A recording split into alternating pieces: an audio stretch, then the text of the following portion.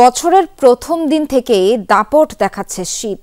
রাজধানীতে একদিকে ঘন কুয়াশায় কমেছে দৃষ্টিসীমা, অন্যদিকে বইছে কনকনে ঠান্ডা হাওয়া। আবহাওয়া অফিস জানায়, কুয়াশা বৃদ্ধি পাওয়ায় দেখা মিলছে না সূর্যের, ফলে কমেছে দিনের তাপমাত্রা। চলতি মাসে সারা দেশে কয়েক দফায় বইতে পারে শৈত্যপ্রবাহ। ভোগান্তি বাড়বে খেটে খাওয়া মানুষের।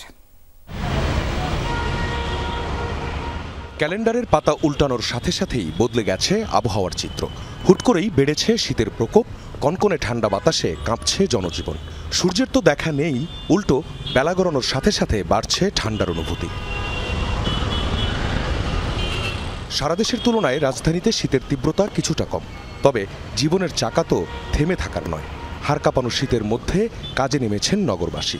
ঠান্ডায় তো গা হিম হয়ে আসতেছে, কান টান সব ব্যথা করতেছে, এটাই বেশি ধুলাও আছে। বাচ্চাকে নিয়ে স্কুলের একটা ইস্যু আছে, সকাল সকাল বের হইতে হয়েছে।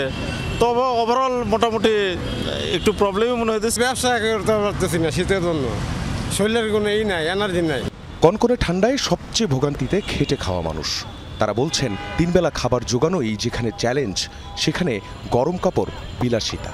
শীত বেশি, কুয়াশায় বেশি, আমরা তো শীতের জন্য গাড়ি চালাইতে পারতেছি না। বাতাসের কারণে মানুষ, গরিব লোক রাস্তাঘাটে ছিল, গরিব মানুষ থাকে, এরা খুব কষ্ট আছে। কম্বল টম্বল দেয় না, সাহায্য করে না, খুব আমরা কষ্টতে আছি। কাজ কাম নাই, শীতের দিনে মানুষ গাড়িতেও বেশি ওঠে না, খুব কষ্টে আছে। খুবই কষ্টের মধ্যে আছি। সরকার আমাদের তো কোনো নিচ্ছে না, ব্যবস্থা নিচ্ছে না।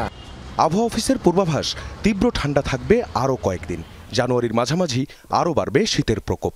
নর্মাল থেকে যখন তাপমাত্রা হঠাৎ করে 4-5 ডিগ্রি কমে যায়, সেক্ষেত্রে তীব্র শীত অনুভূত হয়। শুধু এটা ঢাকায় না, পুরো দেশে একই অবস্থা, যেহেতু ঘন কুয়াশা রয়েছে। 6-7 তারিখে পরে প্রথমে মৃদু থেকে মাঝারি কোল্ড ওয়েভ আসবে, তারপরে স্পেলে আবার একটু তাপমাত্রা বাড়বে।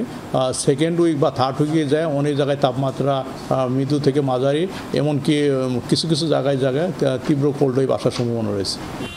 আজ রাজধানীতে 13.6 ডিগ্রি সেলসিয়াস তাপমাত্রা।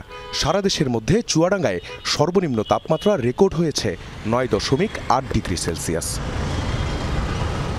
আখলাকুস সাফা, যমুনা নিউজ, ঢাকা।